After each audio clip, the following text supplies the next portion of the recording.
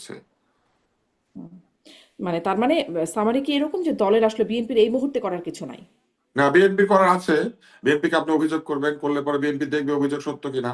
আপনি এখন বলবেন আর সাথে সাথে বহিষ্কার করতে শুরু করবো, দেখবে না এই কাজটা হয়েছে কি হয় নাই, এটা দেখতে সময় লাগে না? চাঁদাবাজির অভিযোগ যখন এসেছে, সেটা নিশ্চয়ই তারা দেখেছে, দেখে যাদের বিরুদ্ধে যেমন মনে ধরুন হয়েছে। গণমাধ্যমেও কিছু খবর তো আসছে, গণমাধ্যমেও আসছে কিছু খবর, সেই খবরগুলোর প্রেক্ষিতে বা ভিত্তিতে। আপনি এখন যা দেখাবেন সেটা সত্য বলে মেনে নিতে হবে। গণমাধ্যমে আচ্ছা, যা আসে সব সত্য। দল কি এইভাবে কাজ করে? দল গণমাধ্যম থেকে কাউকে বহিষ্কার করে? গণমাধ্যমে আসলে বহিষ্কার করে দিলে তো দলের অর্ধেক লোককে বহিষ্কার করতে হবে, স্পষ্ট। তাই না? ডক্টর মুনতাসির গণমাধ্যমে আপনার এসেছে বক্তব্য। অতএব আপনি বহিষ্কার। গণমাধ্যমে দেখা যাচ্ছে কেউ আগুন দিয়েছে, সেখানে যদি কারো চেহারা পরিষ্কার দেখা যায়, সেই জিনিসপত্র সহ দলের কাছে আপনি পাঠাবেন। দলের কাছে অভিযোগ আসবে, দল দেখবে এটা সত্য কিনা, তারপরে বহিষ্কার করবে। চাঁদাবাজির সাথে এটা মিল নাই। চাঁদাবাজি কেউ করছে, এই চাঁদাবাজি করছে, কারো বিরুদ্ধে অভিযোগ এসেছে, তখন দল খবর নিয়েছে যে সত্যি সত্যি সে চাঁদাবাজি করেছে কিনা। যখন হুম, নিশ্চিত হয়েছে তখন বহিষ্কার করেছে। এটা তো আসার সাথে সাথে করে নাই। এখনো যখন অভিযোগ যাবে তা আসার সাথে সাথে করবে না। হুম, জি, স্পষ্ট। অভিযোগ যাবে, মানে সে ঠিক এই বহিষ্কার হবে। মুহূর্তে বহিষ্কার তো থামানোর কোনো দায়িত্ব, শাস্তি না। একমাত্র থামানোর দায়িত্ব বহিষ্কার তো কোনো সরকারের, শাস্তি না। বিএনপির খুব কিছু করার আপনি নাই। মনে করেন আমি যে চুরি করে, না না শারমিন, যে চুরি করে আপনার বাসায়, সেও ধরেন বিএনপির সমর্থক হইতে পারে না, আওয়ামী লীগের সমর্থক হইতে পারে না। তো আওয়ামী লীগ আর বিএনপি তাকে বহিষ্কার করে দিলে আপনি সন্তুষ্ট হয়ে যাবেন যে আপনার বাসায় চুরি করেছিল, আওয়ামী লীগ তাকে বের করে দিচ্ছে? চুরি সাজা নাই বাংলাদেশে? সাজা দেওয়ার দায়িত্ব নাই তাদের? এতদিন দায়িত্ব নেন নাই বুঝলাম, আপনারা অনেক কাজে ব্যস্ত ছিলেন, সংস্কার, বিচার, নির্বাচন। এখন তো আপনাদের এই কাজগুলো নাই। এখন অন্তত আইন শৃঙ্খলা রক্ষাকারী বাহিনীকে পাঠান, তাদেরকে ধরেন, ধরে নিয়ে যান, জি, জেলখানায় থাকা অবস্থায় বহিষ্কার হবে। জি। আমি ডক্টর শিব্বির আহমেদ আপনার কাছ থেকেও একটু শুনতে চাই যে আপনারা কি মানে জামাত কি এই ঘটনা, যেহেতু জামাত ইসলামের আমিরকে আমরা শুনেছি যে বাড়িঘরে আগুন, হামলা, ব্যক্তিগত হামলা, ব্যক্তিগত মানে ব্যক্তিকে হামলা করা হচ্ছে এরকম ঘটনা তিনি আগেই কমপ্লেন করেছেন, সাংবাদিকদের সামনে এই অভিযোগগুলো বলেছেন। এই অভিযোগগুলো বিএনপির মানে কর্তৃপক্ষকে কি জানানো হয়েছে বিএনপির কাছে, বা আইনগত ব্যবস্থা আপনারা কি নিয়েছেন সেটাও একটু শুনি। আপনাকে শুনতে পাচ্ছি না। ধন্যবাদ আপা, আপনাকে এবং আমার সহলোচককে ধন্যবাদ। দেখেন, এবারে নির্বাচনটায় আমাদের প্রত্যাশা ছিল, যেহেতু এবারে আওয়ামী লীগ নেই, এটা সহিংসতা মুক্ত নির্বাচন হবে। নির্বাচনে আমরা সহিংসতা অতীতে দেখেছি, এবং এবারে নির্বাচনে সহিংসতা অনেক কম হয়েছে, এবং এটার একটা বড় কারণ হচ্ছে এবারে নির্বাচনে আওয়ামী লীগের মতো একটা সন্ত্রাসী সংগঠন নাই, যারা নিজেরা ইলেকশন করেও প্রচুর খুনাখুনি করে। তো এই নির্বাচনটাই এবারে দেখেছেন যে নির্বাচনের দিন পর্যন্ত মেজর কোনো সহিংসতা হয়নি। কিছু সহিংসতা হয়েছে, যেমন শেরপুরে একজন খুন হয়েছে, নিঃসন্দেহে দুঃখজনক একটা খুন হয়েছে, আর নারীদের উপরে বিভিন্ন জায়গায় হামলা হয়েছে, জামাতের নারীদের উপরে। তো এরকম কিছু ঘটনা ছাড়া মোরলেস মেজর কোনো সহিংসতা ছাড়া নির্বাচনটা সম্পন্ন হয়েছে, এবং আমরা আশা করেছিলাম যে নির্বাচনটা এবারে আমরা এটা একটা দৃষ্টান্ত হবে যে আমরা একটা ডেমোক্রেটিক ট্রেনের মধ্যে উঠছি, যেটা নিয়ে কথা বলা হচ্ছে। সো আমাদের আচরণের মধ্যে নির্বাচনের পরেও এই ডেমোক্রেটিক আচরণগুলো থাকবে। কিন্তু এগেইন আমরা দুঃখজনক ভাবে লক্ষ্য করছি যে নির্বাচনের দিন রাত থেকে শুরু করে সারা দেশের বিভিন্ন জায়গায় এ ধরনের হামলাগুলো হচ্ছে। জামায়াত অভিযোগ করছে, এনসিপি করছে, চরমোনাইয়ের পীর অভিযোগ করেছে, বিভিন্ন স্বতন্ত্র প্রার্থীরা অভিযোগ করেছে বিভিন্ন জায়গায়, যারা ইভেন বিএনপিরই স্বতন্ত্র প্রার্থী ছিল তাদের উপরেও হামলা হচ্ছে। এ ধরনের ঘটনা হয়েছে। এখন ক্ষমতায় এসে যাওয়ার পরে যেটা হয়, এবং বিএনপি যেহেতু অ্যাবসলিউট মেজরিটি, মানে টু থার্ড মেজরিটি নিয়ে ক্ষমতায় আসছে, বিএনপির নেতা কর্মীদের মধ্যে মনে হতে পারে যে আমরা পাওয়ারে চলে আসছি, সো আগে যেভাবে আওয়ামী লীগ করতো আমরা এখন সেরকম করতে পারবো। যাকে তাকে মারধর করা, হুমকি দেয়া, ইভেন হাতিয়ায় একটা দর্শনের অভিযোগ আমি সোশ্যাল মিডিয়ায় দেখছি, আমি জানি না এটা সত্য ঘটনা কিনা। আহ নোয়াখালীতে এ ধরনের একটা ঘটনা বলছে যে একজন নারীকে দর্শন করা হয়েছে শাপলাকলিতে ভোট দেওয়ার অভিযোগে। তো এই ধরনের অভিযোগগুলো আসছে, দুটো মনে হয় সম্ভবত দুটো বা তিনটা খুনও হয়েছে অলরেডি, আজকে শুধু এবং আগে কালকে। আওয়ামী লীগ করতো এটা বলছেন, মানে বিএনপি জামাত না, ক্ষমতায় আসার আওয়ামী লীগ পরে 2001 সালের পরেও এরকম কিছু বেশ হ্যাঁ, বড়সড় তাণ্ডব দেখা গেছিল। জি। তাণ্ডব দেখা গেছে, হ্যাঁ, না, ডেফিনেটলি নিঃসন্দেহে হয়েছে। তো আমি বলছি এবছরের নির্বাচনে আমরা সেই সহিংসতাটা দেখিনি নির্বাচনের দিন পর্যন্ত আহ, তীব্র লেভেলে, কিন্তু এখন দেখছি, আমার হুম। কাছে মনে হয় এখানে নিঃসন্দেহে দল হিসাবে বিএনপির দায় আছে, তারা যেহেতু দায়িত্ব নিচ্ছে, তাদেরকে তাদের নেতা কর্মীদের শৃঙ্খলায় নিয়ে আসার দায়িত্বটা তাদেরকে নিয়ে আসতে হবে। এবং আমরা এতদিন শুনেছিলাম যে জনাব তারেক রহমান দেশের বাইরে আছেন, তো দলের শৃঙ্খলা মেনটেন করার ক্ষেত্রে একটা অসুবিধা হচ্ছে, উনি দেশে আসলে ঠিক হয়ে যাবে, অথবা চাঁদাবাজি গুলো বন্ধ করা যাচ্ছে না, অনেক মানুষকে, হাজার হাজার মানুষকে বহিষ্কার করেও এগুলো উনি দেশে আসলে ঠিক হয়ে যাবে, কারণ লিডারশিপ দেশে থাকছে, এটা একটা বড় ব্যাপার। তো আমরা দেখতে পাচ্ছি যে আসলে সেই শৃঙ্খলাটা বিএনপির মধ্যে এখনো আসেনি। আমি মনে করি তারেক রহমান সাহেব এ ব্যাপারে ভূমিকা রাখবেন এবং নেওয়া উচিত জি। ওনার, কারণ আপনারা কি দিন আপনারা শেষে কি আমি যে দায়ভারটা প্রশ্নটা করছিলাম ডক্টর দিন শিববির শেষে আহমেদ, দায়ভারটা আপনারা কি ওনার উপরে আসবে। কর্তৃপক্ষকে জানাচ্ছেন আইনগত ব্যবস্থা নেওয়া এবং বিএনপির নির্বাচন কর্তৃপক্ষকে জানানো? জামাতের পক্ষ থেকে নির্বাচন কমিশনে অভিযোগ করা হয়েছে, আমি যতদূর জানি নির্বাচন কমিশনে অভিযোগ করা হয়েছে, সংবাদ সম্মেলন করে মিডিয়াকে জানানো হয়েছে এবং জামাতের অফিসিয়াল ফেসবুক পেজ থেকে শেয়ার করা হয়েছে ঘটনাগুলো, এবং লোকালি সেগুলো আইন শৃঙ্খলা বাহিনীকে জানানো বা লোকালি মামলা করা, সেগুলোর কাজ করা হচ্ছে এবং দেশবাসীকে জানানো হচ্ছে। তো আমার কাছে মনে হয় বিএনপিও সেগুলো জানে এবং বিএনপির উচিত সারা দেশে এটা নির্দেশনা জারি করা, এই ধরনের যারা সহিংসতা করছে তাদের ব্যাপারে তাদের জায়গা থেকে তারা সাংগঠনিক ব্যবস্থা নিবে এবং সরকারের জায়গায় আমি তুষার ভাইয়ের সাথে একমত, সরকারকে অ্যাকশন নিতে হবে যারা এই ধরনের অপকর্মের সাথে জড়িত আছে, এবং এগুলো এখন না, পরবর্তীতেও আরো সামনের দিনেও কিন্তু এই এই ফেসিবাদী আচরণ যদি থাকে না তা কর্মীদের মধ্যে, তারা কিন্তু ভবিষ্যতেও মানুষজনের উপর এরকম অ্যাটাক করবে।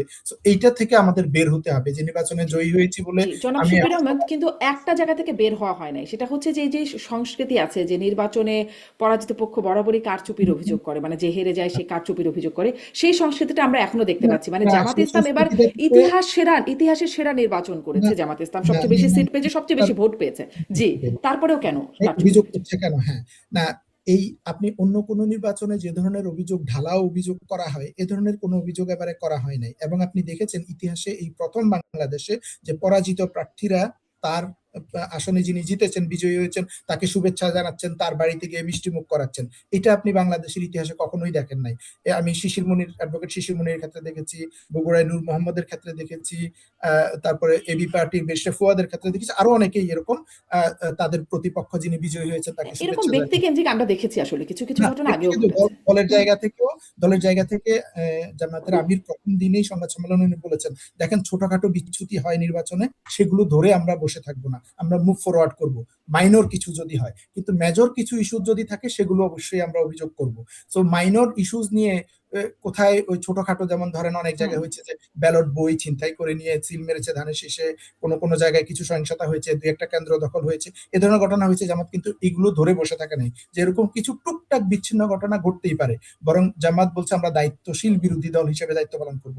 মেজর যে অভিযোগগুলো আসছে কিছু আসনের ক্ষেত্রে, যেখানে অভিযোগ করা হচ্ছে ইলেকশন ইঞ্জিনিয়ারিং করে হারিয়ে দেওয়া হয়েছে কিছু আসনে, যেমন ধরেন ঢাকা 8 বা এরকম কিছু, ঢাকা 13তে যেমন একবার মামুনুল হককে পাস ঘোষণা করা হয়েছে, আবার ববি হাজ্জাজকে ঘোষণা করা হয়েছে। ঢাকা 8-এ লম্বা সময় ধরে গণনাই বন্ধ করে রাখা হয়েছে, বিপরীত পক্ষের প্রার্থী যিনি এখন বিজয়ী ঘোষণা করা হয়েছে, ওনার নিজের এবং নিজের আত্মীয় স্বজন দলের নেতাদের মাধ্যমে হস্তক্ষেপ করে। তো এই ধরনের কিছু গণনার ক্ষেত্রে কিছু অভিযোগ আসছে, অভিযোগগুলো বিএনপির বিরুদ্ধে না, অভিযোগগুলো নির্বাচন কমিশনের বিরুদ্ধে।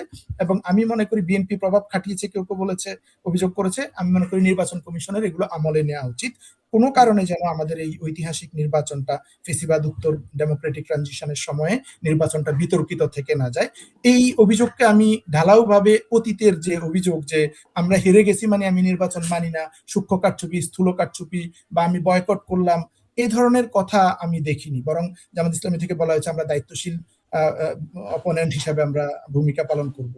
জি, এবং আমলে নেওয়া উচিত বলছেন আপনি, কিন্তু আমি এটাও প্রশ্ন রাখতে চাই আপনার কাছে, আমলে নিয়ে কি মানে গেজেট প্রকাশের পর অতীতে আমরা দেখি নাই আর কি খুব বেশি যে কিছু করবার না, থাকে বলেও।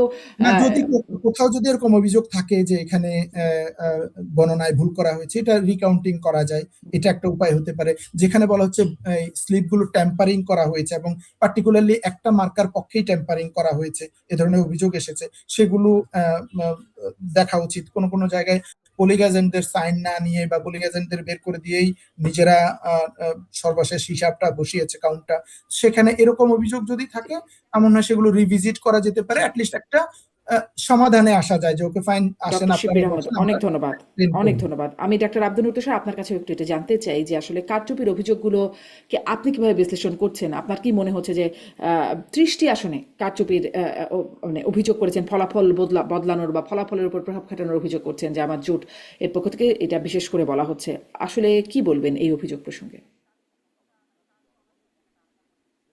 কারচুপির অভিযোগ তাদেরকে প্রমাণ করতে হবে, কারচুপির কথা বললেই তো হবে না। কারচুপি করে কি এতগুলো আসন হারানো যায়? কারচুপি তাদেরকে প্রুফ করতে হবে, তারা বলবে কারচুপির অভিযোগ তো করতেই পারেন তারা, তবে সারাদিন ভোটের সময় তারা কারচুপির অভিযোগ করেন না, ভোট গণনার পরে তারা কারচুপির কথা বলছেন। তো এটা তারা প্রমাণ করবেন একই কথা, কারচুপি হয়েছে সেই তথ্য প্রমাণ সহ নির্বাচন কমিশনে যাবেন, নির্বাচন কমিশনে গিয়ে সাক্ষ্য প্রমাণ জমা দিবেন, নির্বাচন কমিশন দেখবে কারচুপি হয়েছে কিনা, তারপর সেই কারচুপির জন্য ব্যবস্থা নিবে। তারপরে যদি ব্যবস্থা পছন্দ না হয়, এখানে তো আমার মনে হয় আইনের শিক্ষকই তিনি শিববির সাহেব, তাহলে নিশ্চয়ই কোর্টে যাওয়ার সুযোগ আছে, কোর্টে যাবেন, আমি তারপরে অর্থনীতি কোর্টে গিয়ে পড়াই। সেটাকে। জি। আমি অর্থনীতি অর্থনীতির পড়াই। শিক্ষক। ও, হুম। আপনি অর্থনীতি পড়ান, আচ্ছা। তাহলে ওনারা সবাই মিলে আইনের শিক্ষকের কাছে যাবেন, আইনের শিক্ষক তাদেরকে বলবেন। আমাদের তো একজন আইনের শিক্ষক আছেন, ওনার নাম কি? ওনার নাম হচ্ছে, আমার কথা কি শোনা যাচ্ছে? শুনতে পাচ্ছি, শুনতে পাচ্ছি। জি, আমাদের একজন আইনের শিক্ষক তো আছেন, প্রফেসর আসিফ নজরুল। দরকার হলে তার কাছ থেকে পরামর্শ নেবেন, কারণ আর কয়েকদিন পরে উনি তো আর তো সরকারের উপদেষ্টা থাকবেন না।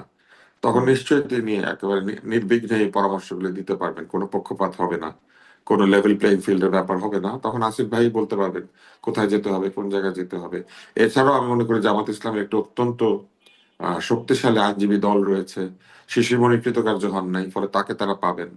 তারপরে এইরকম আরো যারা আছেন তারা পাবেন, ব্যারিস্টার শাহরিয়ারকে পাবেন। হ্যাঁ, এবং অবশ্যই এইটা অভিযোগ নিয়ে গেলে কিন্তু তখন এগুলো যদি ধরেন অভিযোগ থাকে, অভিযোগ নিয়ে গেলে কি কিছু হয়? মানে গেজেট প্রকাশের পর খুব কি কিছু না, হয় এর নাকি আগে ব্যাপার? হয় নাই, কিন্তু এখন তো হবে। এখন তো পৃথিবীর শ্রেষ্ঠ সরকার ক্ষমতায় আছে, এখনো আছে তারা, অন্তর্বর্তী সরকার, যারা পৃথিবীর মধ্যে সেরা। তাদের সকল কাজ পৃথিবীতে একটা উদাহরণ। তো এত উদাহরণের সরকার আরেকটা উদাহরণ তৈরি করবেন, তারা বিচার করে প্রমাণ করে দিবেন যে তাদের কাছে এটা আসলে পরে সুবিচার লোকে পেয়েছে। এতদিন তো বিচার পায় নাই, তাই না? নির্বাচনের পরে যদি পায় বিচার তাহলে তো ভালো হবে, এবং আমরা আশা করি যে তারা সেটা প্রমাণ করে দিবেন এবং গিনেস বুকে একটা রেকর্ড করবেন যে 18 মাসে তারা যে সুবিচার দিতে পারেন নাই, ক্ষমতা হারানোর ঠিক আগে, কয়েকদিন আগে তারা যেমন চুক্তি মানে সই করেছেন, সেরকম ক্ষমতা হারানোর আরো কয়েক ঘন্টা আগে তারা এই সুবিচারটা করে যেতে পারেন, কোনো তো অসুবিধা নেই। জি। এই মানে ইতিহাস সেরার কথা, পৃথিবী সেরার কথা বলছিলেন। ডক্টর ইউনূস বলেছেন ইতিহাস সেরা নির্বাচন, শতাব্দীর সেরা হ্যাঁ, উনি নির্বাচন সেরা করার না কথা। হলে সেরা সেটা নির্বাচনটা কিন্তু করলেন সেরা কিনা, হবে। সেটা করলেন কিনা, মানে ক্ষমতা হারানোর ঠিক আগে সেই ব্যবস্থাগুলো আপনি দেখলেন কিনা, নির্বাচনটা ইতিহাস সেরা মনে হলো কিনা ডক্টর না ইউনূস? না, ওনার এই নির্বাচন ইতিহাসের সেরা, কারণ নিজের কাজকে নিজে উনি সেরা বলেন, আরেকজনের জন্য অপেক্ষা করেন না। অতএব ওনার নির্বাচন সেরা, এবং এত সেরা নির্বাচন যিনি করেন তিনিও ইতিহাসের সেরা একজন শাসক। তা না হলে ইতিহাসের সেরা জিনিস কি করে পয়দা হবে, তাই না? তো সেরার কাছ থেকে একটা সেরা ইলেকশন আমরা পেয়েছি, এখন একটা সেরা কারচুপি হয়েছে, এখন সেটা একটা সেরা বিচার হবে, তাই না? সবই ইতিহাসের সেরা হবে, আপনার তো সংশয় করার কোনো দরকার নাই, তাই না? ওই যে আমাদের বাংলা একটা প্রবাদ আছে, শেরের উপরে সোয়া শের, এটা সেরার উপরে আরো শের, আরো সেরা, তার উপরে আরো সেরা। বুঝতে পেরেছেন? সেটা হবে। আমরা তো সেরা দেখছি অনেকদিন থেকে, সেরা দেখতে দেখতে এই 18 মাস বয়স বাড়লো, বুঝলেন? অতএব আমি এক্সপেক্ট করি যে বিচার নিয়ে গেলে তারা বিচার করবেন। অতীতে কি হয় না এটা দিয়ে তো কথা নাই, অতীতে অনেক কিছুই হয় নাই। অতীতে আওয়ামী লীগ সরকার ছিল, তার আগে বিএনপি সরকার ছিল, তার আগে আওয়ামী লীগের সরকার ছিল, তার আগে বিএনপি সরকার ছিল, তার আগে এরশাদের হুম। সরকার ছিল, তার আগে জিয়াউর রহমানের সরকার ছিল, তার আগে হুম। মোশতাকের সরকার ছিল, তার আগে শেখ মুজিবুর রহমানের সরকার ছিল, তার আগে পাকিস্তানের সরকার ছিল, তাই না? ব্যাপারটা এরকম না? হুম। ব্যাপারটা এরকম। কিন্তু মাঝখানে মুক্তিযুদ্ধের কথা ভুলে গেছেন না তারা? ভুলে ভুলে গিয়েছে না মুক্তিযুদ্ধ? একজন লোক এসে বলেছিলেন না সেরা কাজের মধ্যে একটা হবে রিসেট করা। তো উনি এইবার এটা রিসেট করবেন, এই যে বিচার যে হয় না, বিচার না পাওয়ার যে ব্যাপারটা, এটা রিসেট করে দিবেন। রিসেট করে সবাইকে বিচার পাইয়ে দিবেন। যাওয়ার আগে উনি চুক্তি সাইন করতে পেরেছেন না মাত্র 2-3 দিন আগে, ওরকম যাওয়ার হুম। আগে বিচারটা করে যাবেন। এই যে এই মানে ভোতা কারচুপি যেটা হয়েছে, মানে সবাই বুঝতে পারছে যে একটা ভোতা কারচুপি হচ্ছে, তাই না? জি। ভোতা কারচুপি। জি। হ্যাঁ, ডক্টর শিব। কারণ এর আগে ট্রল হইতো সূক্ষ্ম কারচুপি। তো হুম। সূক্ষ্ম হুম। কারচুপি এটার প্রমাণ আওয়ামী লীগ দিতে পারে নাই তখন, এটা নিয়ে অনেক ট্রল হয়েছে। কিন্তু এটা তো নিশ্চয়ই ওনারা প্রমাণ দিতে পারবেন যে কারচুপি হয়েছে, এবং কারচুপি হয়েছে এটা প্রমাণ করার সাথে সাথে কি হবে, সমস্যাটা কি বুঝতে পেরেছেন শারমিন? যদি সেরা বিচার ওনার করতে হয় তাহলে প্রমাণ করে দিয়ে হয়ে যাবে যে সেরা কারচুপি হয়েছে, ভোতা কারচুপি হয়েছে। তাহলে ভোতা কারচুপি হলে আবার ইলেকশনটা সেরা হয় নাই, হুম। আবার ইলেকশনটা যদি সেরা হয় তাহলে কোনো কারচুপি হয় নাই, তাহলে কেমনি বিচার করবে? বিচার করতে পারবে না তো। আপনি ইলেকশনের আগে যদি বলে দেন ইলেকশনটা সেরা, ঐতিহাসিক, দারুণ, এর মতো হুম। ইলেকশন আর হবে না, তাহলে আপনি সেই ঐতিহাসিক সেরা, এর চেয়ে ভালো ইলেকশন আর হয় না, এটার বিরুদ্ধে কারচুপির অভিযোগ আসলে আপনি কি করে কারচুপি বিচার করবেন? পারবে না তো বিচার করতে। আর যদি বিচার করে তাহলে তো ঐতিহাসিক নির্বাচন থাকলো না, তাহলে ভোতা কারচুপি নির্বাচন হয়ে গেল। প্রবলেমটা তো এইখানে। কাজ করার আগে যদি আপনি বলেন আমি ফার্স্ট হয়েছি, তাই না? বাংলাদেশের জি। 1 ইঞ্চি, বাংলাদেশের 1 ইঞ্চি উন্নতি হয় নাই গত 18 মাসে। 30, আমার মনে আছে পরিষ্কার। একটা বক্তব্য দেওয়া হয়েছিল প্রশাসনের তরফ থেকে যে প্রশাসনের উদ্দেশ্য হবে এই 3-0 বাস্তবায়ন করা। কারণ প্রধান উপদেষ্টার মনের আকাঙ্ক্ষা, তার যে লেটেস্ট যে থিওরি, সেটা হচ্ছে 3-0। কিন্তু বাংলাদেশে দুর্নীতিও বেড়েছে, বাংলাদেশে গ্যাস নির্গমন মানে যে এমিশন সেটাও বেড়েছে, এবং বাংলাদেশে বেকারত্ব বেড়েছে, তাই না? তাহলে এটা তো হলো না।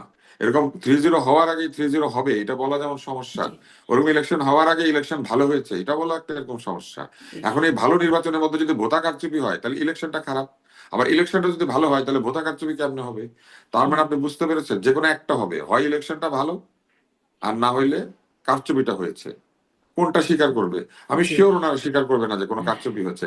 পৃথিবীর শ্রেষ্ঠ কারচুপি হলো এখন কোনোভাবেই এই প্রধান উপদেষ্টা এবং তার দলের পক্ষে, তার দলবলের পক্ষে স্বীকার করা সম্ভব না যে এই ইলেকশনে কারচুপি হয়েছে। তার দলবল কি উপদেষ্টা পরিষদ নাকি? না, নাহিদ ইসলাম তো তারা তো বলছেন, আসিফ মাহমুদরা তো বলছেন যে নির্বাচনে মানে কারচুপি হেরে গেছে হয়েছে। থেকে বলছে, এই জন্যই তো তারাও প্রমাণ করতে পারবে না, কারণ দলবল এটা করলে পরে তো তাদের এই ঐতিহাসিক উপদেষ্টা, প্রধান উপদেষ্টা, তারা তো ইয়ে হয়ে যাবেন, বাজে বাজে ইলেকশন করেছেন এটা হয়ে যাবে। তাহলে কেমনে বাজে ইলেকশন হলো? জি, ডক্টর আব্দুল তুষার বলছেন ভোঁতা কারচুপির কথা। ডক্টর শিবির আহমেদ কারচুপির জায়গায় আরেকটু আপনি নিশ্চয়ই বলবেন, একটু সাথে সাথে এটাও অ্যাড করি যে গণভোটের ব্যাপারেও কিছু কারচুপির বিষয় উঠে আসছে। আমি বিজনেস স্ট্যান্ডার্ডের একটা খবর দেখছিলাম, আমি আসলে কয়েকবার এটা রেফার করলাম যে সেখানে দেখানো হয়েছে বেশ কয়েকটি আসনের ক্ষেত্রে, যেমন রাজশাহী 4 আসনে গণভোট কাস্ট হয়েছে বলছে 244.29 যেখানে মোট ভোটার 3,19,909 জন, কিন্তু সেখানে ভোট কাস্ট দেখানো হয়েছে 7,81,523, মানে 244.29 ভোট কাস্ট দেখানো হয়েছে। এরকম সিরাজগঞ্জ, নেত্রকোনা সহ কয়েকটি আসনের কথাই বলা হচ্ছে যে গণভোটে, মানে এইটাকেও কি আপনারা আমলে নিচ্ছেন নাকি জামাতের প্রার্থীরা বা জোটের প্রার্থীরা যেখানে কারচুপির শিকার হয়েছেন বলে মনে করছেন সেগুলোর কথাই শুধু বলছেন? না দেখেন, এই এই জামাতের দিক থেকে বা এনসিপির দিক থেকে যে আসনগুলো, ধরেন 10% আসনের কথা বলছে, যে 30 আসনের কথা বলা হচ্ছে, যে আসনগুলোকে তারা বলছে এখানে কারচুপি হয়েছে। আর বাকি সারা দেশের নির্বাচন নিয়ে তাদের মোটা দাগে তারা অভিযোগ করছে না, কারণ কিছু কিছু ছোটখাটো কারচুপি হয়েছে বা ছোটখাটো অনিয়ম হয়েছে, সেগুলোকে তারা ইগনোর করে অ্যাকসেপ্ট করছেন। কারণ সেগুলো তো সেগুলো জামাতও করেছে, তাই না? জামাত করেছে, সেগুলো জামাত করবে কেন? জামাত তো আর সব নির্বাচন পরিচালনা করছে না, বা জামাত করেছে এরকম কোনো প্রমাণ, কোনো অভিযোগও বিএনপি করে নাই। সো এটা বলার না কোনো করেছে তো, এ ধরেন নাই। বিরাট পরিমাণ টাকা নিয়ে 74 লাখ টাকা নিয়ে যখন ধরা না, পড়ে তখন টাকার খেলার অভিযোগ জানিয়ে টাকা এসেছে বিএনপি। না, টাকা নিয়ে বিএনপির লোকেরাও ধরা পড়েছে, জামাতের লোকেরাও ধরা পড়েছে, এবং টাকা কারো সাথে থাকা ইটসেলফ কোনো অপরাধ না। সো এইটা নিয়ে মিডিয়া ট্রায়াল করা হয়েছে পার্টিকুলারলি জামাতকে ইয়ে করে ভিলেন হিসেবে দেখানোর কিন্তু জন্য। টাকার ব্যাখ্যাটা ভালো মতো স্পষ্ট করতে পারেন নাই তো যে জঘন্য কোথেকে। কাজ হয়েছে, কারো কাছে টাকা থাকতে পারে। একজনের ফরিদপুরে কি হয়েছে, যে কারো বাসায় গিয়ে তার 7,55,000 না কত টাকা, 15,000 তার বাসা থেকে টাকা উদ্ধার করে তার 2 বছরের জেলও দিয়ে দিয়েছে। এই যে হুম। প্রশাসনের মধ্যে একটা গ্রুপ জামাতের বিরুদ্ধে কাজ করেছে, এটা তো স্পষ্ট। তারপরে জামাত এগুলোকে ইগনোর করছে, কারণ টাকা নিয়ে কারোর সাথে টাকা থাকাটা কোনো সমস্যা না। এটা ইনফ্যাক্ট লিগালিও তো শেষ পর্যন্ত তাকে ছেড়ে দেওয়া হয়েছে। শহীদুদ্দিন চৌধুরী এনির সাথে, এনির বা এনির লোকেদের 15 সাথে, লাখ টাকা পাওয়া গেছে। সেটাও প্রথমে 70 লাখ, পরে 15 লাখ, যাই হোক যাই বলছে অ্যামাউন্ট, কিন্তু সেটাও পরে ছেড়ে দেওয়া হয়েছে। যে এগুলা টাকা থাকাটা কোনো অসুবিধা না, ইলিগাল হচ্ছে যদি কেউ টাকা বিলি করে, যেটা কোনো কোনো জায়গায় বিএনপির লোকেরা করেছে বলে জামাত জেনেছে বা মনে করেছে। কিন্তু এই জামাত বলেছে যে আমরা মেজর ইভেন্ট ছাড়া মেজর ইস্যুস গুলোকে আমরা অভিযোগ আকারে নিয়ে আসতে চাই। ছোটখাটো মাইনর ইস্যু যেগুলো সারা দেশে করেছে, কিছু বিশৃঙ্খলা, কিছু হামলা টামলা হয়েছে, অনিয়ম হয়েছে, সেগুলো ধরে পড়ে থেকে পুরো নির্বাচনকে নিয়ে, হুম। পুরো গণতান্ত্রিক যাত্রা বিরুদ্ধে তারা অবস্থান নিতে চায় না, কারণ তারা এই ডেমোক্রেসির জন্য গত 17 বছর লড়াই করেছে, এবং এবার একটা তুলনামূলক ভালো নির্বাচন হয়েছে, সহিংসতা ছাড়া, মেজর কোনো সহিংসতা ছাড়া, মেজর কোনো অনিয়মের অভিযোগ ছাড়া। 30টা আসন 10% বলতে পারেন, 10% অনিয়ম হয়েছে, সেগুলো তারা অভিযোগ করেছে। আমি মনে করি নির্বাচন কমিশনের গুলো সিরিয়াসলি নেওয়া উচিত, নিয়ে সেগুলোর সমাধান সুরাহা করা উচিত।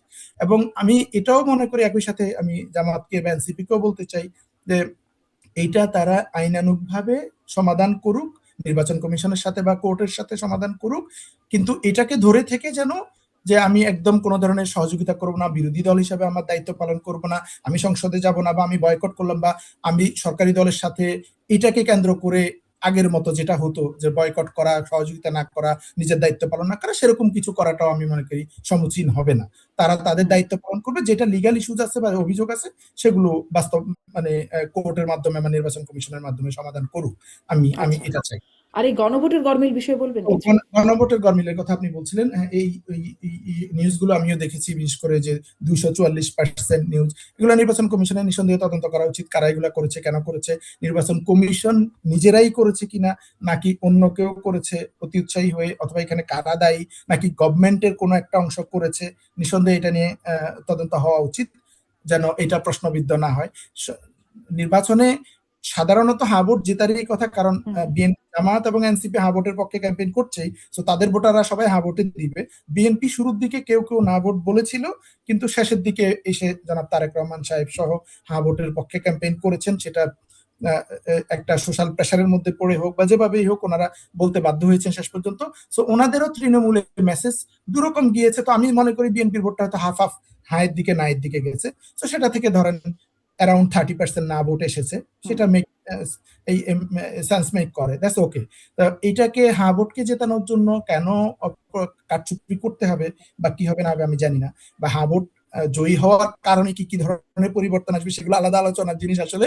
বাট হা ভোট জয়ী করার জন্য কারচুপি যদি করে থাকে, সেগুলো নিঃসন্দেহে যে কোনো ধরনের কারচুপি কারচুপি, এবং এগুলোর ব্যাপারে নির্বাচন কমিশনের পরিষ্কার করা উচিত যে কেন এই ধরনের কারচুপিগুলো হয়েছে বা কারা করেছে, অথবা সত্যিকার অর্থে কি হয়েছে। এটা কিন্তু আমি কিন্তু আসলে ক্লিয়ার করা। পরিষ্কার হব কিনা সেই সন্দেহটা একটু জ্ঞাপন করেই রাখলাম। আর এই যে ডক্টর আব্দুল তুষারও বারবার বলছিলেন যে ইতিহাসের নির্বাচন করবার যে কথা এই সরকার বলেছে, একদম সামারি এক লাইনে জানতে চাই আপনার কাছে ডক্টর শিব্বির আহমেদ, ইতিহাসেরা নির্বাচন হলো? আপনি যদি, আমি যদি ইতিহাস সেরা নির্বাচন করতে হলে তো ইতিহাসের কোন জায়গা থেকে আমি শুরু করতেছি কম্পেয়ার করা। বাংলাদেশের ইতিহাস।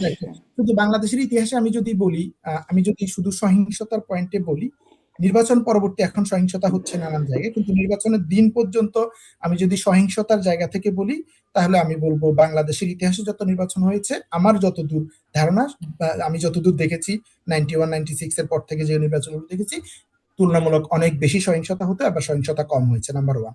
নাম্বার টু হচ্ছে পার্টিসিপেশনের দিক থেকে যদি বলি, স্ট্যান্ডার্ড পার্টিসিপেশন হয়েছে, এবং কিছুটা ভালো পার্টিসিপেশন, আমি বলতে পারি 60% পার্টিসিপেশন হয়েছে।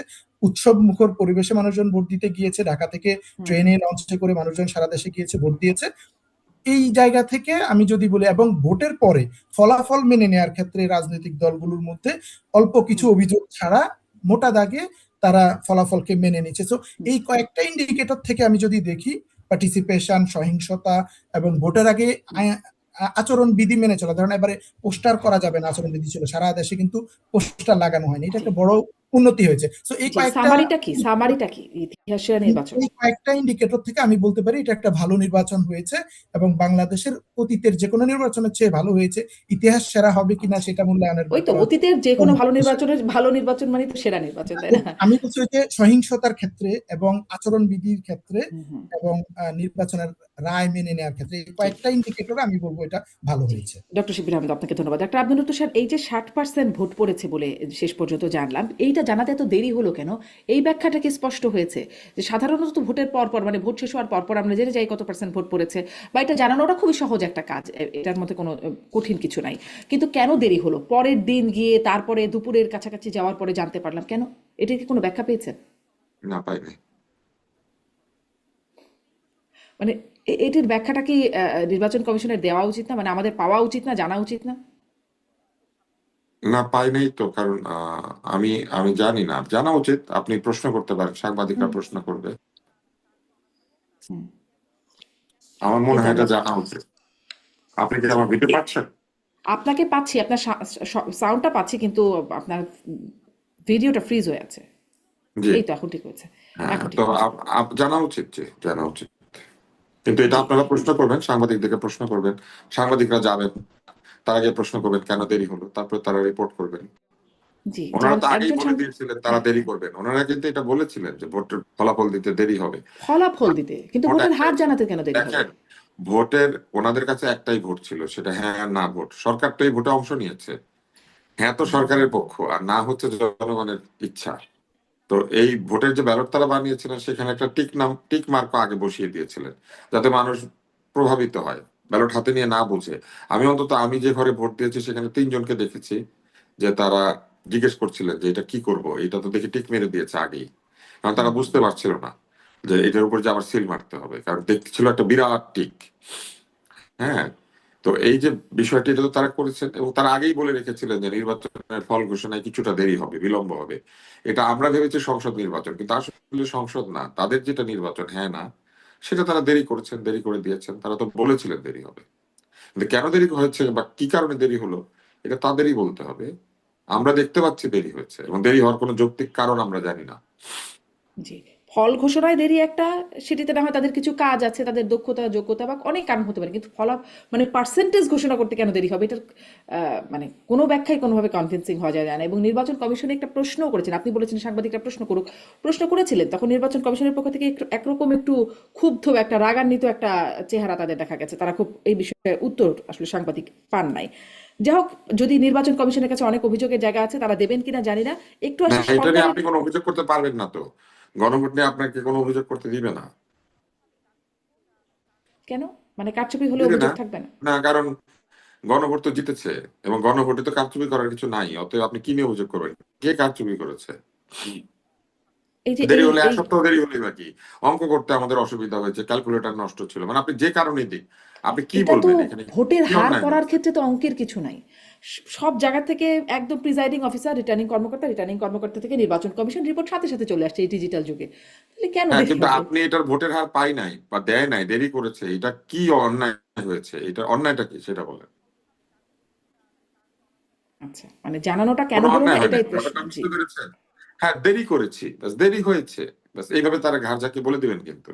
কারণ এই ভোটটা তো আসলে তারা ম্যানিপুলেট করেছে। এই ভোটটা কারচুপিটা অন্যভাবে হয়েছে, এটা কারচুপি করতে হয় নাই, এটা নিজে নিজে একটা কারচুপির ভোট। হুম। এটাতে আসলে মানে আমরা দেখেছি যে সরকার, আপনি বলছিলেন সরকার একটা পক্ষ, হ্যাঁ দেখেছি সরকার নিজেরা পক্ষ হয়ে এটার প্রচারণা করছে, কিন্তু নিজের সরকারের পক্ষ, উদ্দেশ্য কি? নিজের পক্ষ নিজেকে সরকারের হারতে উদ্দেশ্য কি? দেয়?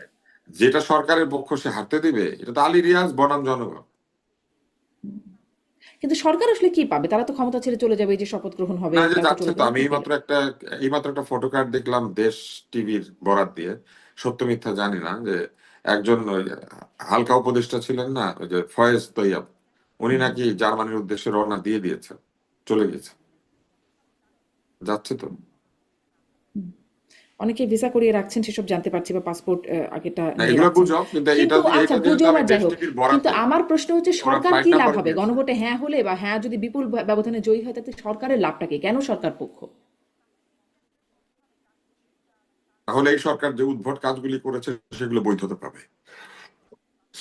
তাহলে তাহলে এই সরকার যে নানান ধরনের উদ্ভট কাজকর্ম করেছে ওগুলো একই সাথে বৈধতা পাবে, সেই জন্য, হুম, আর কিছু না। জি। আর মানে সরকার ঠিক যাবার আগে আপনার আগে মনে যেই আছে, আপনার মনে আছে একটা পাসা পাসা নামে একটা গ্রুপকে 10,000 পর্যবেক্ষক নিয়োগের একটা লাইসেন্স দিয়েছিল। তারপর সবাই কথা বলার পরে এটা আবার বন্ধ করে দিয়েছিল। জি। হ্যাঁ, কিন্তু পাসাকে বাঁচাতে চেয়েছিল কেন? মানে পাসাকে দিল কেন? এটা একটা মৃতপ্রায় এনজিও, এটাকে কেন বাঁচাতে চেয়েছিল? এটা কিন্তু কোনো উত্তর নাই। কেন 10,000 লোককে দিয়েছিল, এটা কোনো উত্তর দিয়েছে? শুধু উত্তর দিয়েছে যে আমরা এটাকে স্থগিত করলাম, কিন্তু বলে নাই কিন্তু যে পাসাকে এটা দিয়েছিল কেন। তো আপনি মনে করেন যে এই এত অস্থিরতা এই ভোট নিয়ে, এটা পাসা বাঁচাতে? ডক্টর শিব্বির আহমেদ, আপনার কাছেও একটু যদি এই বিষয়ে কোনো মন্তব্য থাকে করবেন, আমি তারপর আসলে সরকার, সামনের সরকার নিয়েও একটু প্রশ্ন করতে চাই। জি। তুষার ভাই, অর্গানাইজেশনটা পাশা। না, এটা প্রনাউন্সিয়েশন পাসা হইতে পারে না। আপনি সোশ্যাল, সোশ্যাল এস নাকি সোশ্যাল? আচ্ছা, যাই সোশ্যাল হোক। হতে পারে যদি আপনি রাজশাহীতে যান, তাইলে আবার হবে সোশ্যাল। হ্যাঁ, আচ্ছা। না হলে এটা সোশ্যাল। হ্যাঁ, PASA। হ্যাঁ, আহ, হ্যাঁ, আচ্ছা, যাই হোক। তো PASA, এটার উচ্চারণ না, তাই। এবং ওনারা এই পাসাকে বাঁচাতে চেয়েছিলেন। তারা 10,500 লোক তাদেরকে নিয়োগ করার লাইসেন্স দিয়েছিলেন, যাদের একটা নিজেদের অফিস নাই। তাহলে এই পাসার প্রতি এত তাদের আগ্রহ কেন? এটা কারা ছিল আমি চিনি না, আমি জানি না আপনি এটা জানেন, কোথায়। এটা হুমায়ুন, হুমায়ুন নামে এক ভদ্রলোক। উনি উনি এটার নাম কি?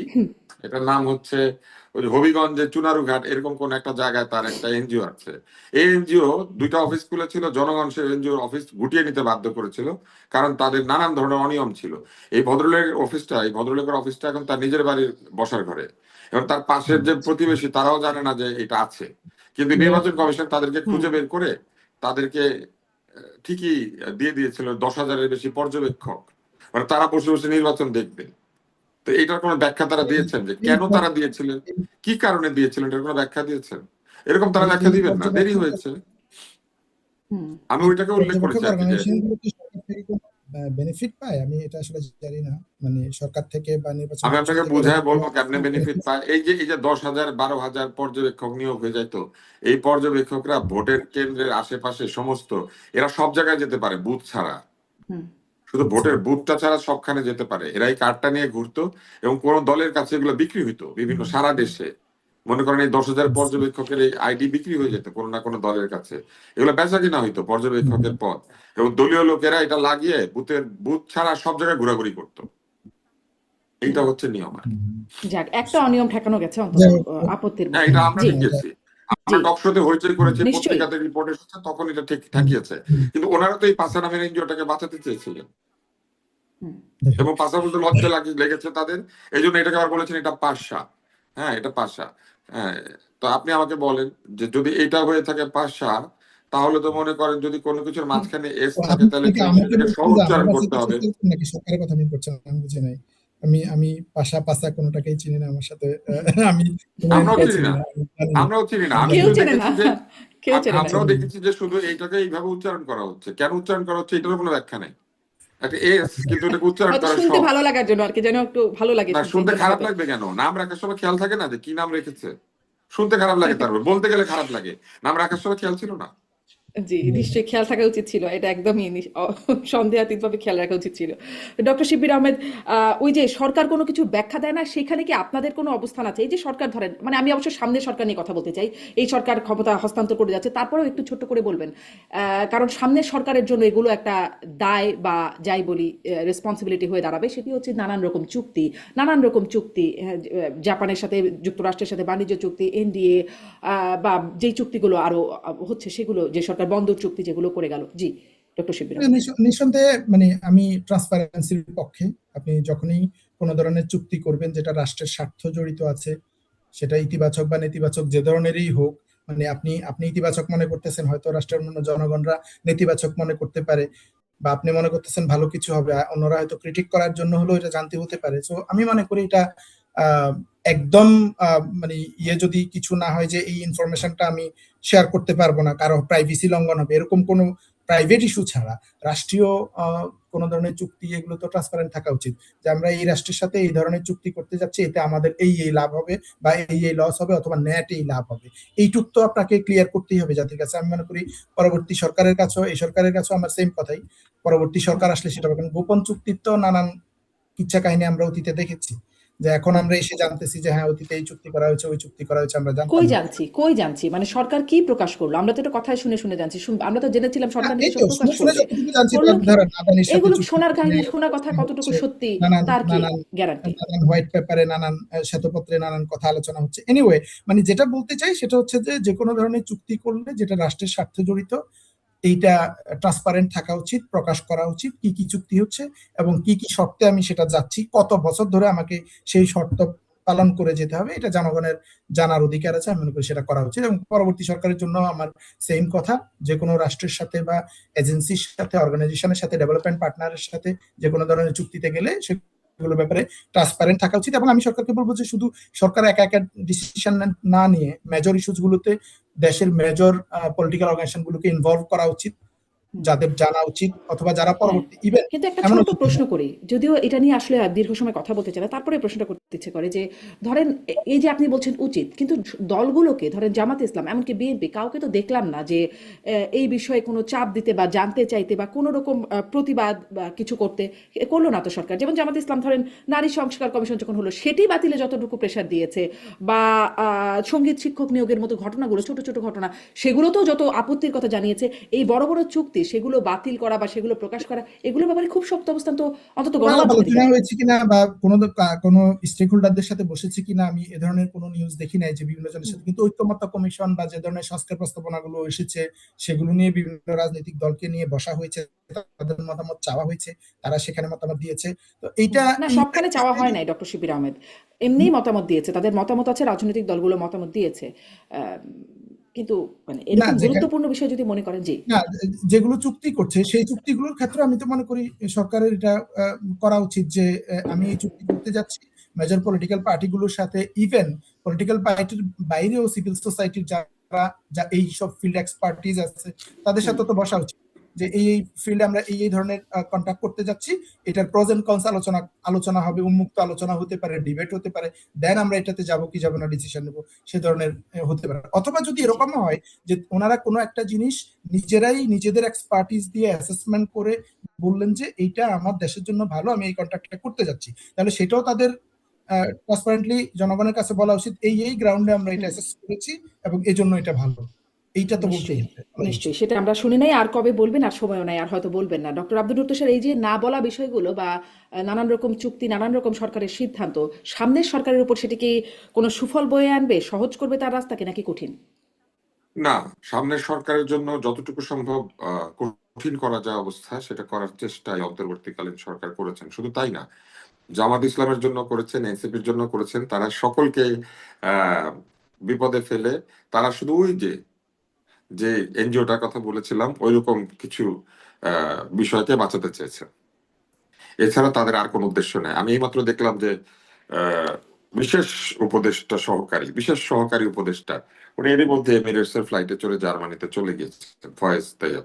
তো আমার ধারণা, আমি একটা ফেসবুকে লিখেছিলাম যে আহ, আগামী বছর ফেব্রুয়ারি মাসে কয়জনই বাংলাদেশে থাকেন এটা আমি একটু দেখতে চাই। অন্তত একটা বছর তারা যে নতুন বাংলাদেশ বানালেন, এই যে প্রধান উপদেষ্টা ইলেকশনের দিন বললেন আজকে নতুন বাংলাদেশ জন্ম নিচ্ছে, এই জন্ম নেওয়া বাচ্চাটার অন্তত এক বছরের পূর্তিতে তো ওনাদের সবার বাংলাদেশে থাকা উচিত ছিল না? নাকি ওনারা আবার আসবেন ফ্লাইটে করে ওই দিন? আমি অন্তত আশা করেছিলাম এই বাচ্চাটা যে বড় হবে, এই নতুন বাংলাদেশটা যেটা ইলেকশনের দিন জন্ম দিলেন প্রধান উপদেষ্টা, সেটা নিশ্চয়ই একটা হাঁটি হাঁটি পা পা হবে, মাঝখানে একটু ওই যে নরম খাবার ছেড়ে শক্ত খাবার খাবে। কিন্তু এই যে চলে যেতে শুরু করেছেন চাচ্চুরা, এরপরে যদি আব্বু নিজেই পালিয়ে যান এই নতুন বাংলাদেশে, তারপরে কি হবে? তো এই জন্য আমার মনে হয় শুরুতেই তাদের এই প্রতিজ্ঞা করা উচিত ছিল যে আমরা যাব না। আমরা এই বাংলাদেশকে এত দারুণ বানিয়ে দিলাম, সে দারুণ বানিয়ে দেওয়া বাংলাদেশ থেকে আমরা যাবো কেন? আমরা থাকবো এখানে। এতদিন বিদেশে থেকেছেন কারণ বাংলাদেশটা পুরানো ছিল, বাংলাদেশটা আহ কাজ করছিল না, বাংলাদেশের কোনো কিছু ভালো ছিল না। কিন্তু আপনারা তো উড়ে এসেছেন ভালো দেশ থেকে, এসে আমাদেরকে একদম ভালো বানিয়ে দিলেন। তাহলে এই বাংলাদেশে আপনারা থাকবেন না কেন? আপনারা বলেছিলেন মেধাকে রিভার্স ব্রেইন ড্রেইন করে দিবেন। হ্যাঁ, ড্রেইন শব্দটা আমার পছন্দ না। নর্দমা দিয়ে কোনোদিন ভালো কিছু যায় নাকি ভালো কিছু আসে? কিন্তু ওনারা বলেন যে ব্রেন ড্রেন রিভার্স করেছি, মানে একে তো ড্রেন দিয়ে ময়লাগুলি চলে গিয়েছিল, আবার ড্রেন দিয়ে ফেরত এনেছিল, আবার ড্রেন দিয়ে চলে যাচ্ছে। এটা তো ঠিক হলো না। আমি সবসময় মনে করি যে রিভার্স ব্রেন ক্যানাল বলা উচিত, রিভার্স ব্রেন রিভার বলা উচিত, তাই না? এটা একটা সৌন্দর্য আছে, ড্রেন বলে কেন, তাই না? দেখবেন এটা কিন্তু নেতিবাচক। তো সেই রকম আপনি যে প্রশ্নটা করেছেন যে নতুন সরকারের জন্য বা ভবিষ্যতের বাংলাদেশের জন্য জীবন কি সহজ হয়েছে? মোটেও সহজ হয় নাই। আপনি দেখেন তারা কি করেছেন। তারা একটা গোলামি চুক্তি করেছেন, যে গোলামি চুক্তিটার ভিতরে আপনি ভবিষ্যতে গম কোথা থেকে কিনবেন, অথবা এই গম কম দামে পেলে কোনোখান থেকে কিনতে গেলে পারমিশন লাগবে, এইরকম চুক্তি করেছে। কিন্তু পারমিশন ছাড়া এখন আপনি অন্য কোনো দেশের সাথে বড় ধরনের বাণিজ্য চুক্তি করতে পারবেন না। তো ওনারা না খালি আধিপত্যবাদের গান গেয়েছেন, তাহলে কোন আধিপত্যবাদ তার এনে দিয়ে গেলেন? তো এইটা একটা চাপিয়ে দিয়েছেন এই সরকারের উপরে। তারপরে $15 বিলিয়ন আহ এলএনজি কিনতে হবে, তারপর 15টা বোয়িং কিনতে হবে, এরকম নানান জিনিস দিয়ে গিয়েছেন। ভাগ্য ভালো ইলন মাস্কের স্টার্লিংটা শুধু এনেছেন, এটা বলেন না যে ইলন মাস্কের সাথে মঙ্গল গ্রহে যাইতে হবে বাংলাদেশের রকেট দিয়ে। এটা খালি চুক্তিটা করেন নাই, বাকি সবই তো করেছেন। এবং এটাও বলেন না যে ইলন মাস্কের সাথে রকেটে করে মঙ্গল গ্রহে যাওয়ার সময় ওনারা যাবেন। ওনারা কিন্তু আবার যাবেন না, ওনারা কিন্তু থাকবেন ইলন মাস্কের দেশে গিয়ে। এইটাই হচ্ছে সমস্যাটা। আমার কারো প্রতি কোনো বিরোধিতা নাই, কারো প্রতি কোনো আহ, আহ, শত্রুতাও নাই। আপনি চুক্তি করতে পারেন, কিন্তু যখন গান গেয়েছেন চুক্তি হবে সমানে সমানে, কোনো গোলামের চুক্তি মানা হবে না। একটা গোলামের চুক্তি তো বাতিল করেনি নাই, বড় একটা বানিয়ে সেটা পরবর্তী সরকারের ঘাড়ের উপরে দিয়ে দিয়েছেন। পরবর্তী সরকার ঠেলা গাড়ি কেনার পয়সা না থাকলেও প্লেন কিনতে হবে, এটা করেছেন। তারপরে তারা কি কিন্তু করেছেন? পরবর্তী সরকারে যারা যেতে পারেন, মানে যদি বলি বিএনপি জামাত, তখন তো অপেক্ষমান ছিল, নির্বাচন হয় না, তারা কিছু বলে নাই এই বিষয়ে, এটা একটা কারণ মানে তারা বড় তখন কথা। জানেই নাই তো এই নির্বাচন। কেন জানবেন? আমরা জানতে পারছি চুক্তি হচ্ছে, তারা জানবে না না? না, আপনি শারমিন একটু একটু মাথা একটু খাটান, ঠান্ডা। দেখেন এই জিনিসটা ঠান্ডা করে খাটান। হ্যাঁ। ওনারা চুক্তিটা করার আগে চুক্তিটা প্রকাশ করে নাই, চুক্তিটা করার পরে চুক্তিটা প্রকাশিত হয়েছে। এই চুক্তি কি জানিয়েছিল কাউকে? সবাইকে বলেছে এটা নন ডিসক্লোজার এগ্রিমেন্ট, এটা জানানো যাবে না। কিন্তু চুক্তিটা করে ফেলার পরে যুক্তরাষ্ট্র থেকে এটা দিয়ে দিয়েছে, কারণ কিসের নন ডিসক্লোজার, একটা মিথ্যা কথা ছিল তাদের। নন কিন্তু ডিসক্লোজার থাকলে ওটা ছাড়বে তখনও কেন? কি বলেছিল যে নন ডিসক্লোজার কেন, মানে এই এবার অন্তর্বর্তী আসেন, সরকার কেন করবে এবার নন আসেন, এখানে ডিসক্লোজার? আরো ঝামেলা আছে। মেবি যেগুলি প্রচার হয়েছে বা প্রকাশ হয়েছে ওগুলা নন ডিসক্লোজারের আওতায় নাই, এমন কিছু থাকতে পারে যেটা এখনো নন ডিসক্লোজডই আছে। এটা নিয়েও কিন্তু কেউ কথা বলছে না, এটা এটা দেখার কোনো দাবি কেউ করছে না। ঠিক আপনি এই জায়গাটাই ব্যাপারটা আমার প্রশ্ন। বুঝতে পেরেছেন এবার? হুম হুম হয়তোবা যেগুলি প্রকাশ হয়ে গিয়েছে ওগুলা নন ডিসক্লোজারের আওতায় নাই, কেননা আমাদেরকে নন ডিসক্লোজার এগ্রিমেন্টের কথা বলা হয়েছে, কিন্তু নন ডিসক্লোজার এগ্রিমেন্টটাও প্রকাশ করা হয় নাই। আপনি হুম ব্যাপারটা বুঝতে পেরেছেন? পৃথিবীতে আপনি নন ডিসক্লোজার এগ্রিমেন্টটা প্রকাশ করতে পারবেন, নন ডিসক্লোজার এগ্রিমেন্টের আওতায় যা কিছু প্রকাশ করা যাবে না সেগুলি প্রকাশ করবেন না।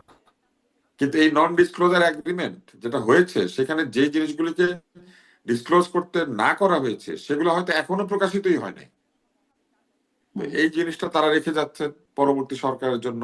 তারপরে ভারতের মতো একটা বিরাট দেশের সঙ্গে চূড়ান্ত দুঃসম্পর্ক তৈরি করে বাংলাদেশের মানুষ ভারতে যাইতে চিকিৎসা করতে সেটাও বন্ধ করিয়ে দিয়ে এখন তারা চলে যাচ্ছেন। অথচ বন্দর নিয়ে বক্তৃতা দিতে গিয়ে প্রধান উপদেষ্টা বলেছিলেন যে ভারতে কেন যায় বাংলাদেশের রোগীরা, কারণ বাংলাদেশের ডাক্তার খারাপ, ডাক্তার ভালো না, আস্থা নাই। তো এই যে আস্থা নাই, এই জন্য বাংলাদেশের ডাক্তার ভালো না, সেই জন্য তারা ভারতে যেত, ভারতে যাওয়ার রাস্তাটা দিয়েছে বন্ধ করে। এদিকে যে কোথায় আস্থা আছে সেই যাওয়ার রাস্তা তো খুলে দিয়ে যায় নাই। বাংলাদেশের সকল ভিসা পদ্ধতি বন্ধ হয়ে যাচ্ছে। আমেরিকার সাথে এত দারুণ চুক্তি করলো, কিন্তু তারপরও নাকি আমেরিকাতে বেড়াতে যেতে $5,000 $15,000 একটা এর বন্ড দিতে ভিতরে কোন হবে। একটা টাকা জমা দিতে হবে। তারপরে এমনিতে তো ভিসা দিচ্ছে না, 5 বছরের ভিসা দেওয়া কমিয়ে এনে মনের ইচ্ছা মতো নাকি ভিসা দিচ্ছে, এটা শুনলাম। ইইউ দেশগুলির অনেকগুলি এখান হুম থেকে ভিসা দিত না, গাল ভরে বললো আমরা এখন কোথাও যাব না, আমাদের কাছে আসবে। আমাদের কাছে তো আসলো না কেউ, আমরা এখন যেতেও পারছি না, কারণ এইগুলির অনেক দেশের ভিসা ইন্ডিয়া থেকে ইস্যু হয়। হুম তো এই যে সম্পর্ক খারাপ করে দিয়ে তারা চলে গেলেন, এটাও কিন্তু পরের সরকারের উপরে দিয়ে গেছেন। তারপরে তারা কি করেছেন, তারপরে তারা এখনো পর্যন্ত এই যে ইনকাম ট্যাক্স আদায় হয় না সেটা পুরোপুরি আদায় করে এটা ক্লোজ করে যাইতে পারেন না, আরো 1 মাস টাইম বাড়িয়ে দিয়েছেন। তার মানে তারা আসলে কর আদায় করতে পারছেন না, কারণ মানুষের হয়তো টাকা নাই, কর দিতে পারছে না, অথবা মানুষ তাদেরকে কর দিতে চাচ্ছে না, হোয়াট এভার দ্য রিজন। কিন্তু এখনো কিন্তু এই ফেব্রুয়ারি মাসেও কিন্তু কর জমা দেওয়ার, ব্যক্তি শ্রেণীর করদাতার কর হুম জমা দেওয়ার সুযোগ রয়ে গিয়েছে। তার মানে তারা ঠিক মতো কর আদায় করেও রেখে যান নাই। তারপরে জি তারা কি করেছেন, তারা ঋণের পরিমাণ বৃদ্ধি জি করেছেন, জি যে ঋণ ছিল। তারপরে তারা কি করেছেন, আইন শৃঙ্খলা পরিস্থিতির এমন 12টা বাজিয়েছেন, এখন নিজেরাই নিজেদের নিরাপত্তা নিয়ে শঙ্কিত। মানে এরা যে 2 দিন পরে উপদেষ্টা থেকে অন্য জায়গায় যাবে নিরাপত্তা নিয়ে ভীত। এবং এই ভীতু হওয়ার কারণেই আপনি দেখবেন এই যে আসিফ মাহমুদ সজীব ভুইয়া, তিনি উপদেষ্টা পদ ছেড়েও বাসা ছাড়েন নাই। হুম এবং এর একটা বড় কারণ হইতে পারে যে ঢাকা শহরে ওনার থাকার মতো বাসা নাই, কিন্তু অথবা তিনি কিন্তু বলেছেন সাংবাদিকদের যে তিনি বাসা ছেড়েছেন, এটা একটা ভুল তথ্য। ও তাহলে হয়তো এটার আগে 2 দিন আগে ছেড়েছেন। ভুল তথ্য হইলে তাহলে ওইটা নিয়ে প্রেস উইং হুম কিছু বলে না কেন? আমরা একটু হুম একটু এদিক ওদিক একটু ভুল তথ্য দিতে দেখি নাচতে থাকে। প্রেস হুম উইং ঘটনা কি প্রেস উইং এর? জি প্রেস উইং জি নিজে কোনো ভুল তথ্য দেয় না এখন একটু পর্যন্ত। আরেকবার একটু প্রেস শুধু, উইং হ্যাঁ প্রেস উইং মবকে প্রেসার গ্রুপ বলেছিল। তো যেই জি প্রেস উইং মবকে প্রেসার গ্রুপ বলে বাংলাদেশের আইন শৃঙ্খলা পরিস্থিতির 12টা বাজিয়ে রেখে দিল, এবং আজকে যে নির্বাচন পরবর্তী সহিংসতা হচ্ছে এটাও তাহলে সেই প্রেসার গ্রুপ, তাই না? মবকে প্রেসার গ্রুপ বানানোর পরে এটা যে কি করবে এটা সম্পর্কে তাদের ধারণা ছিল না। এগুলো সব দিয়ে গিয়েছে পরবর্তী জি সরকারের উপরে। জি এবং তারা নিজেরাও পরে মবে স্বীকার হয়েছেন। যাই হোক, সেটি হয়তো সেটি শেষ। বলছিলাম সামনের সরকার নিয়ে আর একটু এক লাইন হয়তো শুনবো আপনাদের কাছে। শিবির আহমেদ, 2/3 মেজরিটি আবার, মানে 2008-এর পর 2/3 মেজরিটি খুব একটা ভালো ফলাফল দেখা যায়নি। তখন তো আওয়ামী লীগ জনপ্রিয় দলই ছিল এবং তখন ভোটে জিতেই তারা এসেছিল আসলে। সেখানেও হয়তো সূক্ষ্ম স্থূল নানান রকম কারচুপির কথা বলা হয়েছে, কিন্তু এসেছিল জনপ্রিয়তা। তারপরে একটা কি ঘটে গেল সেটা আমরা দেখলাম, কিভাবে কি হয়ে গেল, এবং সেই 2/3 মেজরিটির বলেই অনেক কিছু হয়ে গেল। আবার 2/3 মেজরিটি শঙ্কার নাকি স্বস্তির? শুনতে পাচ্ছি না। কে? না না, না, ডক্টর জি, শিববির। না, নিঃসন্দেহে আমি আমি বলবো জনগণ, আহ, যদি জনগণের সমর্থন নিয়ে বিএনপি 2/3 পেয়েছে তাদেরকে অভিনন্দন জানাই, কিন্তু একই সাথে আমাদের যেহেতু অতীতের অভিজ্ঞতা খারাপ, যে আমরা 2/3 পাওয়ার কারণে একটা দল আমাদের পুরো কেয়ারটেকার সিস্টেম ধ্বংস করা থেকে শুরু করে গণতন্ত্রের 12টা বাজিয়েছে, এবং গত 15 বছরের ইতিহাসের কথা আমরা জানি। তো এখন আমাদেরকে এটা এনশিওর করতে হবে যে এ ধরনের কোনো কিছু হবে না। এটা বিএনপিকে এনশিওর করতে হবে, বিরোধী দলকেও সক্রিয় থাকতে হবে, এবং আমি মনে করি মেজর কিছু সংস্কারের প্রস্তাবনা যেগুলো এসেছে বিএনপি সেই মেজর সংস্কার প্রস্তাবনাগুলো পাশ করানো এবং ইমপ্লিমেন্ট করার ব্যাপারে উম, আন্তরিক থাকা উচিত, যাতে করে ফেসিবাদী যে এলিমেন্ট গুলো অতীতে তৈরি হয়েছে সেগুলো যেন তৈরি হতে না পারে। এটা যদি বিএনপি না করে তাহলে দিন শেষে কিন্তু এটা বিএনপি কে বেনিফিট দিবে না, আওয়ামী লীগকেও দিন শেষে রক্ষা করতে পারে নাই। তো বিএনপি যদি মনে করে যে আমরা 2/3 পেয়ে গেছি, যা ইচ্ছা তাই করব, এটা দিন শেষে বিএনপির জন্য ভালো হবে না। আমি মনে করি না বিএনপি এরকম হতে পারবে বা হবে আওয়ামী লীগের মতো। তারপর সাবধান থাকা বা সচেতন থাকার জরুরত আছে নিঃসন্দেহে। নিশ্চয়ই, কিন্তু মানে যতটুকু ছিল তাতেই আসলে বিএনপিও তত্ত্বাবধায়ক সরকার কলঙ্কিত, বা বিএনপি জামাত জোট, আসলে বিএনপি বলবো না, তখনও তত্ত্বাবধায়ক সরকার কলঙ্কিত করার যে মেকানিজম সেটি আবার তারাই তখন শুরু করেছিল। ফলে শঙ্কা বা স্বস্তি কি দেখেন ডক্টর আব্দুল লতিফ সাহেব? আপনার কাছেও একই প্রশ্ন। কিসের সংখ্যা, কিসের স্বস্তি? 2/3 মেজরিটি বা না, absolute two third majority. Majority সংখ্যার হবে কেন, বা আরো বেশি মেজরিটি বা সংখ্যার হবে কেন? মেজরিটি কোনো কিছুকে নষ্ট করে না। নষ্ট করে যারা মেজরিটি পেয়েছেন তাদের নেতৃত্বের দুর্বলতা। নেতৃত্ব যদি এই 2/3 মেজরিটিকে নিজের শক্তি বলে মনে করেন এবং সেই শক্তিকে দায়িত্বশীল ভাবে ব্যবহার করেন, তাহলে তো বাংলাদেশের অনেক মঙ্গল হওয়ার কথা। বাংলাদেশে ভালো আইন করতে কোনো কেউ বাধা দিতে পারবে না। বাংলাদেশের জনগণের স্বার্থ রক্ষার জন্য কেউ এসে ঘেনা পেঁচাল পাকতে পারবে না। তো তাহলে ভালো না? কিন্তু 2/3 মেজরিটি খারাপ হয়েছে কেন? কারণ এই 2/3 মেজরিটি যারা পেয়েছেন তাদের নেতৃত্ব সেই মেজরিটিকে কাজে লাগিয়ে জনগণের অধিকার ক্ষুণ্ণ করার, জনগণের অধিকারকে কেড়ে নেওয়ার চেষ্টা করেছেন। তো majority is not the criminal, the people behind the majority or people leading the majority party, they are the criminals. তো এই ক্রিমিনালিটি না থাকলেই তো হইলো, অসুবিধা কি? আজকে ধরেন মনে করেন আহ একটা কোয়ালিশন সরকার যদি হতো, সেই কোয়ালিশন সরকার 2/3 সদস্যের কোয়ালিশন সরকার, অর্থাৎ ধরেন আহ 3টা দল মিলে কোয়ালিশন করে 2/3 হলো, এককভাবে কোনো দলই আসন পায় নাই। মনে করেন 4টা দল নির্বাচন করেছে এবং এই 4টা দল সবাই 70, 70, 70, 70 এবং অন্য স্বতন্ত্ররা 20টা আসন পেয়েছে। তাহলে কি হইতো? 2টা দল হইলো 140, যে কোনো 3টা দল হইতেই হবে, তাহলে 210। 210 হইলেই তো ওই সরকারটা একটা সংখ্যাগরিষ্ঠের সরকার। এবং ওই ওই জোট যদি মনে করে যে সংবিধান বদলাতে পারে তখনও, কারণ ওরা জোট হয়েছে, একসাথে 210 হয়েছে, কিন্তু একা কেউই 70-এর বেশি না। তো তখন কি বলতেন? তখন এই মেজরিটির কারণে সব হয়ে যেত উল্টাপাল্টা? মোটেই না। মেজরিটি কোনো সমস্যা না, সমস্যা হচ্ছে মেজরিটির মানসিকতা।